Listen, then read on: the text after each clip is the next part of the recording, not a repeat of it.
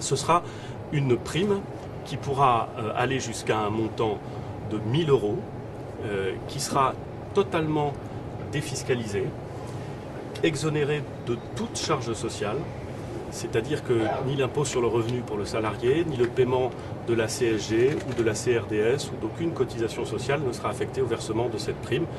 En pratique, ça veut dire que si un chef d'entreprise décide de verser 350 euros de prime exceptionnelle défiscalisée à ses salariés, eh bien ces salariés toucheront très exactement 350 euros. Il n'y aura absolument aucun prélèvement effectué directement ou indirectement sur cette prime.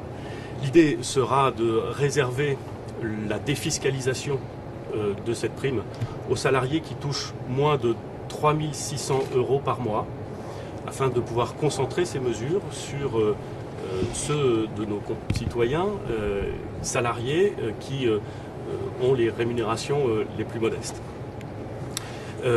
Cette prime sera évidemment une prime volontaire. Elle n'est pas obligatoire, elle ne peut pas se substituer à des dispositions qui existeraient déjà, soit dans les contrats de travail des salariés, soit dans le cadre d'accords collectifs. Elle est véritablement exceptionnelle, elle ne vient pas à la place de quelque chose, elle peut venir en plus de quelque chose. Que dire de plus sur...